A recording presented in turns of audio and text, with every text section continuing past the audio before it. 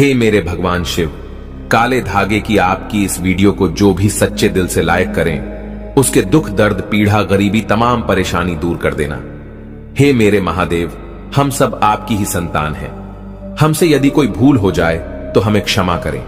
Video को like जरूर करें। मेरे महादेव का महीना शुरू हो चुका है।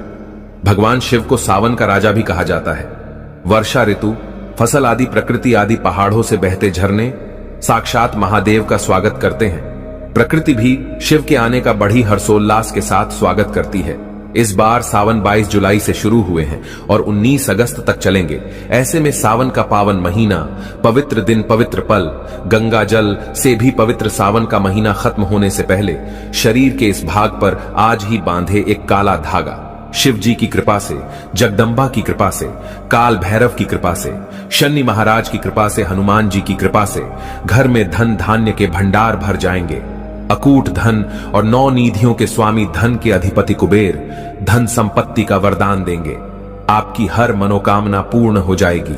धन, ऐश्वर्य, सुख, समृद्धि, यश, वैभव, कीर्ति, उत्तम फल पाकर आप सधन सफल इंसान बन जाएंगे। काला धागा आपको कहीं भी मिल जाएगा। अमीर गरीब, फकीर गरीब, निर्धन, जात पात, ऊंच नीच, अनपढ़, अंग्रेज सभी लोग पहनते हैं। काला धागा बड़ी आसानी से मिल जाता है। काला धागा मुकेश अंबानी का समस्त परिवार पहनता है। काला धागा बॉलीवुड अभिनेत्रियां पहनती हैं। काला धागा उद्योगपति, बड़े बड़े बिजनेसमैन, बिजनेस वूमेन सभी लोग पहनते हैं। काला धागा कैसे पहनना है वह हम आपको इस वीडियो में बताएंगे। अधूरा ज्ञान हमेशा खतरनाक होता है। वीडियो को अंत तक जरूर देखें। सावन में ही पहनना है काला धागा। सावन में इस बार 5 सावन सोमवार पड़े हैं, तो बीच में आप काला धागा तुरंत पहने। काला धागा सिद्ध करने का तरीका भी बताएंगे। तो आज का वीडियो बहुत ही खूबसूरत है। अगर आज का जो वीडियो आपने मिस कर दिया तो समझो आपने साक्षात कालों के भी काल महाकाल की कृपा को ठुकरा दिया है। माता रानी की कृपा को ठुकरा दिया है। धन लक्ष्मी आपको कभी नहीं मिलेगी। तो वीडियो को पूरा जरूर देखें और एक लाइक जरूर करें। आज हम बताएंगे शरीर के किस अंग पर बांधे काला धागा और क्यों बांधे काला धागा। दोस्तों, आपने कई बॉलीवुड की अभिनेत्रियों को शरीर पर काला धागा बांधे हुए देखा होगा। कई बड़े उद्योगपति काला धागा शरीर के विशिष्ट हिस्से में बांधते हैं। यहां तक कि अगर आप ध्यान से देखें तो हमारे प्रधानमंत्री के हाथों में भी आपको काला धागा बंधा हुआ दिख जाएगा। तो कहीं ये सक्सेस का महामंत्र तो नहीं है? क्या ये उनकी सफलता के पीछे का राज है?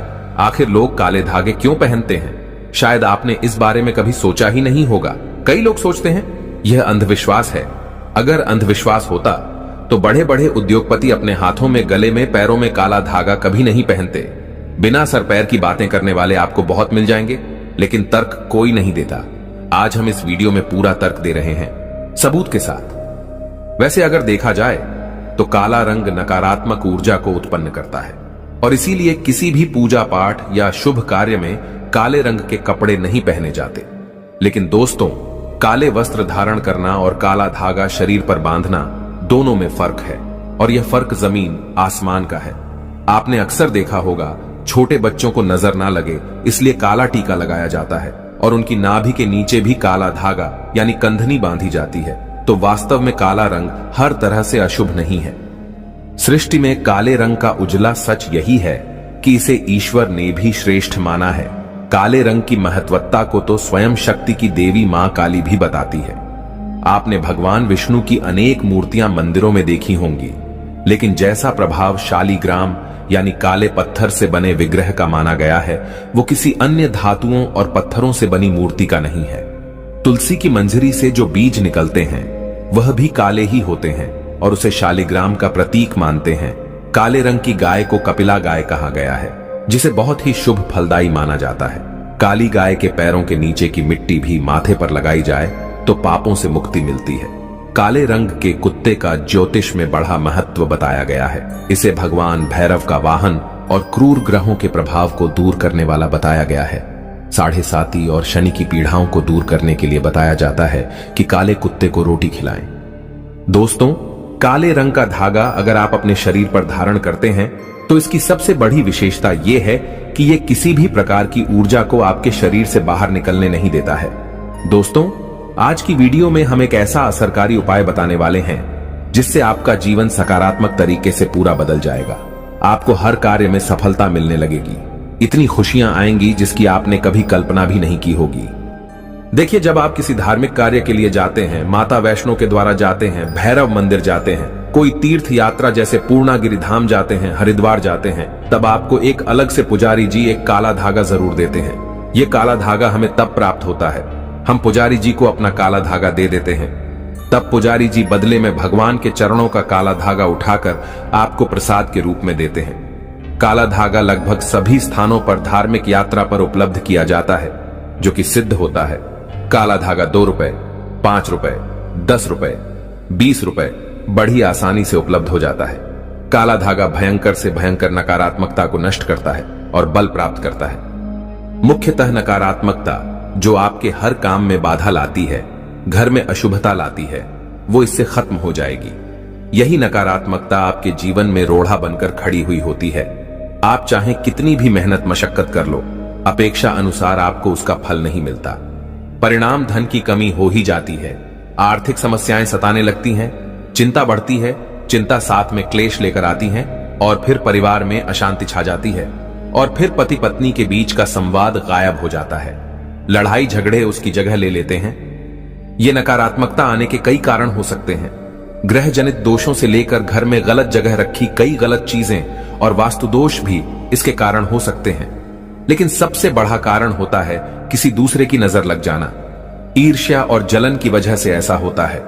हमारे ऊपर आंख गड़ाई जाती है। ऐसी नकारात्मकता हमें अपने जीवन में कभी भी आगे बढ़ने नहीं देती, हमेशा दुख और निराशा देती है। बड़ी मेहनत और लगन के साथ हम कार्य करते जाते हैं, फिर भी पर्याप्त सफलता हमसे कोसों दूर होती है। लेकिन आज का यह उपाय ऐसा प्रभावशाली है जो आपके ऊपर कोई भी नकारात्मक शक्ति को हावी नहीं होने देगा। ग्रह जनित दोषों को दूर करेगा, उनमें शुभता लाएगा, जिससे आप अपने लक्ष्य को पा सकते हैं। भाग्य का लेखा जोखा प्रत्यक्ष में ला सकते हैं। आगे बढ़ने से पहले अभी तक आपने कमेंट बॉक्स में अपनी राशि को नहीं डाला है तो राशि भी डाल दीजिएगा। यदि हमारे पास कोई उपाय होगा जिससे आपका भला हो सके तो वह आकर हम आपके कमेंट के रिप्लाई में जरूर बता देंगे। वीडियो लाइक करना ना भूलें। यह उपाय करने के लिए आपको चाहिए होगा रेशमी या सूती काला धागा। थोड़ा सा हटके उपाय है। काला धागा बांधने की प्रथा आज की नहीं है, कई सालों से इसे हाथ, पैर, गले और बाजू में बांधा जाता रहा है। मूल रूप से इसे नजर से बचने के लिए, शरीर में बल प्राप्त करने के लिए, कमजोरी को दूर करने के लिए, दुश्मन से बचने के लिए बांधा जाता है। दरअसल काला धागा और भी कई मुसीबतों, समस्याओं से बचाकर व्यक्ति को अमीर तक बनने के काम करता है। दोस्तों, वास्तव में हमारा शरीर पंच तत्वों से मिलकर बना है। ये पंच तत्व है पृथ्वी, वायु, अग्नि, जल और आकाश। इनसे मिलने वाली ऊर्जा हमारे शरीर का संचालन करती है। इनसे मिलने वाली ऊर्जा से ही हम सभी सुख सुविधाओं को प्राप्त करते हैं। जब किसी इंसान की बुरी हाय और नजर हमें लगती है, तब इन पंच तत्वों से मिलने वाली संबंधित सकारात्मक ऊर्जा हम तक नहीं पहुंच पाती है। इसलिए शरीर पर काला धागा बांधा जाता है। काला रंग नजर लगाने वाले की एकाग्रता को भंग कर देता है। इसके कारण नकारात्मक ऊर्जा आपको प्रभावित नहीं कर पाती है। बिल्कुल डंके की चोट पर शास्त्र में कहा जाता है कि जब व्यक्ति के पंचतत्व अच्छे से काम करते हैं तो उसे राजपाट, विशेष धन प्राप्त होता है, राजा की गद्दी प्राप्त होती है। दोस्तों, इसको अलग अलग तरीके से उपयोग में ले सकते हैं और उसी के अनुसार आपको उतना लंबा धागा लेना है। ये काला धागा नकारात्मकता को अवशोषित कर लेता है। काला रंग बुराइयों को अवशोषित कर लेता है, उन्हें सोख लेता है। और इसी कारण अक्सर आपने देखा होगा कि घर के बड़े बुजुर्ग भी जब आपके घर में कोई छोटा बच्चा होता है तो उसको किसी की नजर ना लगे, इसलिए काला टीका लगाते हैं। काला टीका पैरों से लेकर हथेली, माथा और गले के पीछे लगाया जाता है। शादी के समय भी दूल्हे दुल्हन को काला टीका लगाया जाता है। यह काला रंग सदैव बुरी शक्तियां से रक्षा करता है। तो सावन सोमवार या सावन के किसी भी समय काला धागा लेकर आपको नजदीक के किसी शनि मंदिर या हनुमान जी के मंदिर चले जाना है। अगर आप शनि मंदिर जाते हैं तो शनिदेव को जो सरसों का तेल चढ़ाया जाता है, उस तेल में काले धागे को थोड़ा सा डुबो देना है या फिर थोड़ा सा वो तेल उस धागे पर लगा देना है। अगर आप हनुमान मंदिर जाते हैं तो हनुमान जी के चरणों का सिंदूर इस धागे पर आपको लगाना है और साथ ही आपको धागे में 7 गांठें लगानी है। प्रत्येक गांठ लगाते समय एक समस्या के निराकरण की विनती आपको भगवान से करनी है। तो आपके जीवन की बड़ी 7 समस्याएं 7 गांठें लगाते वक्त आप भगवान को बता सकते हैं। लेकिन याद रहे, सावन में ही यह करना है। आपको धन विषयक समस्या हो, कार्य में अड़चने आती हो, संतान से जुड़ी कुछ परेशानी हो, कर्ज बढ़ता जा रहा हो, पारिवारिक जीवन में क्लेश कला हो, हर एक समस्या भगवान को बताते हुए एक गांठ बांध ले। इस तरह से आप 7 समस्याओं हेतु 7 गांठ लगा दें। फिर भगवान के चरणों में एक दीप जलाकर ओम शम शनिश्चराय नमः इस मंत्र का 21 बार जाप करें। इससे क्या होगा, वह काला धागा सिद्ध हो जाएगा। बगैर सिद्ध करें। काला धागा पहनने से कोई फायदा नहीं होता, बल्कि नुकसान ही मिलेगा। यदि आप काली माता के मंदिर जाते हैं तो काली माता के लिए आप प्रसाद ले लें, नारियल ले लें, फूल माला ले लें, चुनरी ले लें और खरीदार से एक एक्स्ट्रा काला धागा ले लें, जो पुजारी जी आपको बदले में वापस देंगे।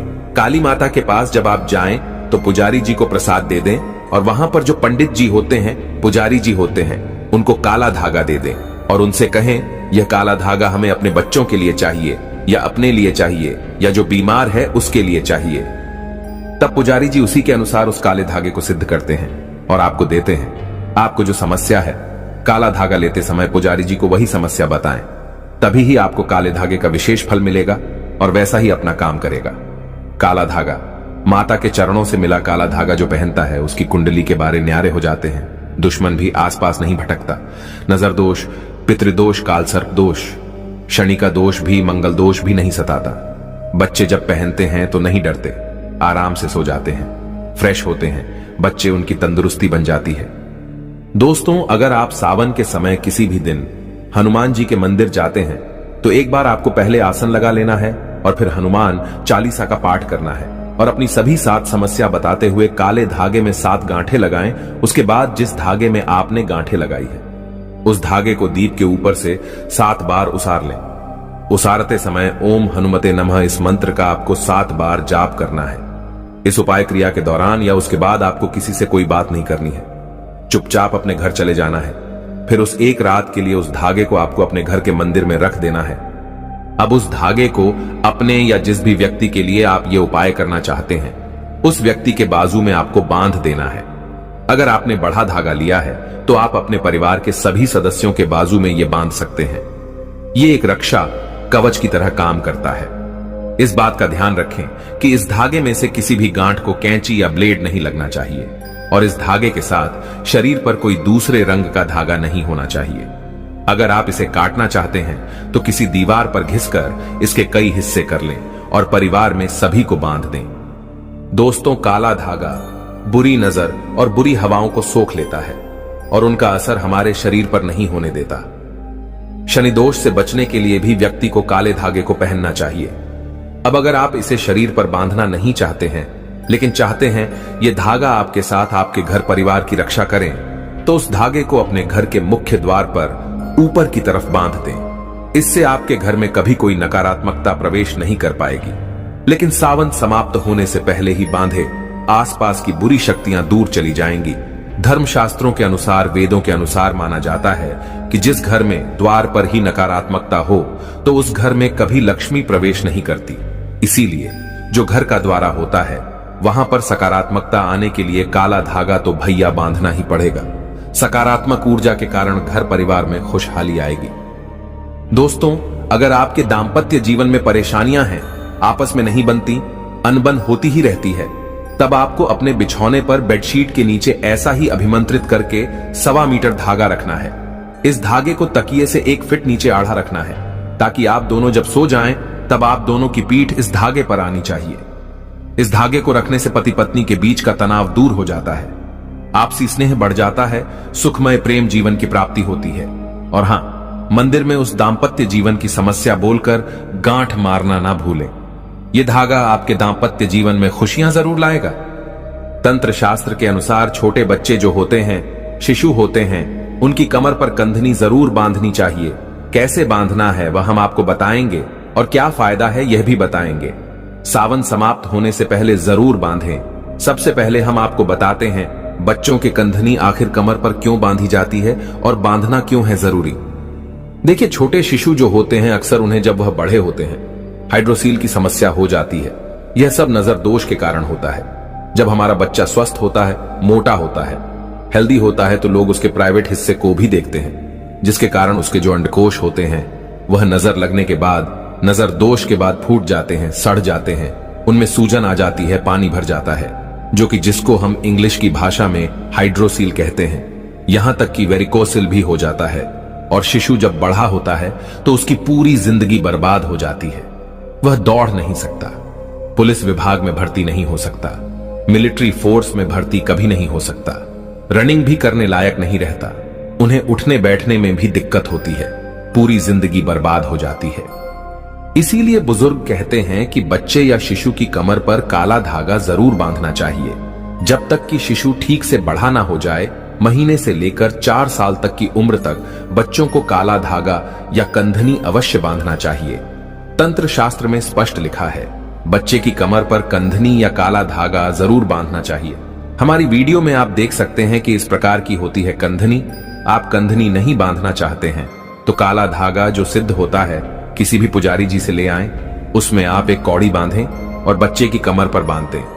यह बहुत ही शुभ होता है, इससे कोई नजर नहीं लगती और उनके जो अंडकोश होते हैं स्वस्थ रहते हैं, शरीर बलवान और हेल्दी हो जाता है, उनकी ग्रोथ अच्छे से होगी। दोस्तों, अगर आपके परिवार के किसी सदस्य को नजर लग गई है, किसी की बुरी नजर का दोष लगने के सारे लक्षण दिख रहे हैं, तो उस व्यक्ति की बाजू में विशेष तौर पर इस काले धागे को बांधना ही चाहिए।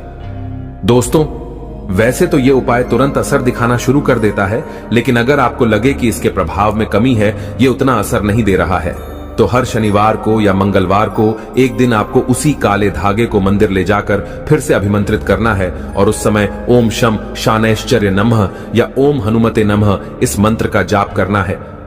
दोस्तों, नकारात्मक चीजों का प्रभाव बहुत ज्यादा होने पर इस तरह से धागे की फिर से शक्ति बढ़ाने का काम करना पड़ता है।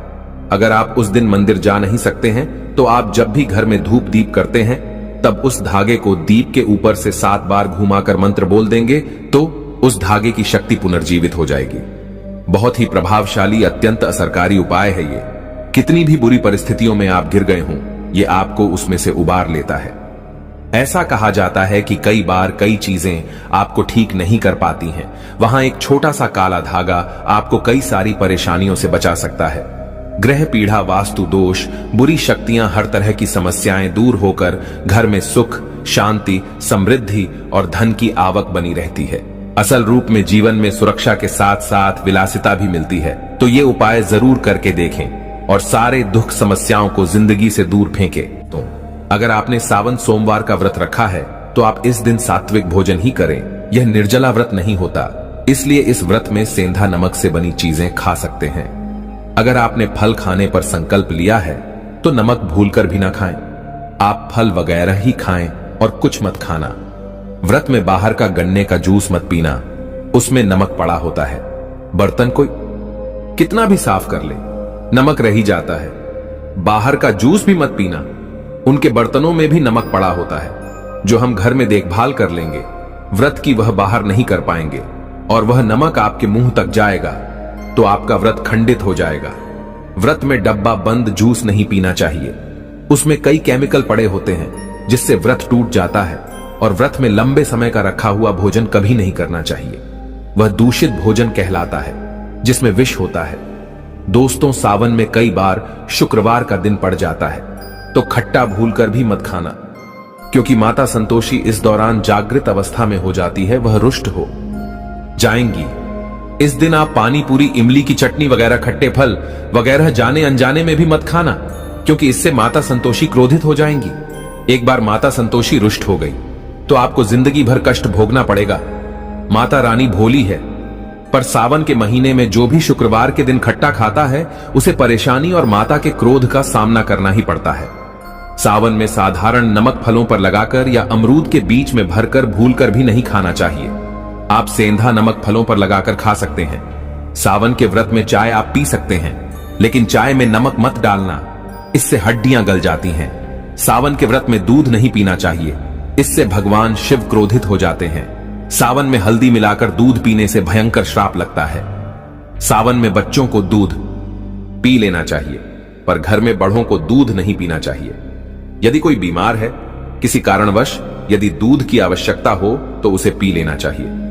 यदि सावन का व्रत अगर आपने मीठे पर रखा है तो आप मीठी मीठी बर्फी भोग लगाने के बाद खाइए। शिव को भोग लगाने के बाद खीर पराठा या दही पराठा खा सकते हैं। मीठी मिश्री खाएं या आटे का मीठा मीठा चीला बनाकर आप खा सकते हैं। यदि व्रत छटपटा पर रखा है तो आप चाहे तो सेंधा नमक से बने आलू के पकवान खा सकते हैं। आलू की सब्जी कुत्तू की रोटी के साथ खा सकते हैं। सादा दही में डालकर खीरा खा सकते हैं। धनिया खा सकते हैं। लौकी या कद्दू की सब्जी भी खा सकते हैं। और आटा खाते समय आटा ध्यान से देख लें, पुराने आटे में कीड़े पड़ जाते हैं जिससे आपका व्रत खंडित हो सकता है। व्रतधारी को सावन सोमवार के व्रत में बेसन, मैदा, सत्तू, अन्न और अनाज का सेवन नहीं करना चाहिए। सावन में जितना जल्दी हो सके, सावन शुरू होने से पहले यदि घर में आपके बैंगन की सब्जी या साबुत बैंगन रखा हुआ है, जो कि बैंगन को इंग्लिश में ब्रिंजल बोलते हैं, यदि घर में हो तो तुरंत हटा दें। इससे भगवान शिव अत्यंत क्रोधी हो जाते हैं। सावन में यदि पालक का साग रखा है तो घर से बाहर फेंक दें। साग सब्जियां सावन में खाना वर्जित होती हैं। खासकर बैगन तो घर में भूलकर भी नहीं रखना चाहिए, नहीं तो घर हो जाएगा कंगाल। भगवान शिव क्रोधित हो जाते हैं। सावन में घर में बैगन रखने से विनाश होता है। इसके अलावा अन्य किसी भी व्यक्ति को मांस, मदिरा, लहसुन, प्याज इत्यादि का भी सेवन नहीं करना चाहिए। वहीं व्रत रखने वाले व्यक्ति को धनिया पाउडर, मिर्ची पाउडर, सादा नमक का सेवन भूलकर भी नहीं करना चाहिए। गरम मसाला या पैकेट पर सामग्री बिना पढ़े कोई भी डब्बा बंद पैकेट कुछ भी नहीं खाना चाहिए। 90% डब्बा बंद सामान में पैकेट में लहसुन प्याज पड़ा होता है। आप कभी इंग्रेडिएंट्स पढ़ सकते हैं। लहसुन प्याज सबसे ज्यादा इस्तेमाल होता है डब्बा बंद चीजों में। और सावन में यदि हमने गलती से यह चीज खा ली तो हमारा व्रत टूट सकता है। सावन में चाहे आपका व्रत हो या ना हो, किसी भी व्यक्ति को कड़ी पकोड़ा नहीं खाना चाहिए। और वहीं पत्तेदार सब्जियां, पालक, मेथी, लाल भाजी, बथुआ, पत्ता गोभी जैसी सब्जियां या साग सब्जियां भूलकर भी नहीं खानी चाहिए। यह जहर के समान मानी जाती है। इसमें कीड़े आ जाते हैं, सांप, बिच्छू वगैरह आ जाते हैं। और जो भी व्यक्ति सावन में बैगन की सब्जी खाता है उस व्यक्ति को घोर पाप लग जाता है। इसी कारण लोग द्वादशी और चतुर्दशी पर बैंगन नहीं खाते। पत्तेदार सब्जियां क्यों नहीं खाई जाती? इसके पीछे एक कथा है, मैं आपको बताऊंगा। दोस्तों, सावन के पवित्र महीने में कौन सी गलतियां नहीं करनी चाहिए? यह गलतियां पाप का भागीदार तो बनाती ही हैं, साथ ही साथ ऐसा व्यक्ति नरक में अटका ही रह जाता है। सावन में घर के सभी लोगों को सुबह जल्दी उठना चाहिए और जितना जल्दी हो सके कम से कम पहला सावन स्नान अवश्य करें। परिवार में सबको स्नान करना चाहिए। यदि कोई बीमार है तो उस पर गंगा जल के छींटे मार दे। सावन में किसी भी गरीब का अपमान ना करें।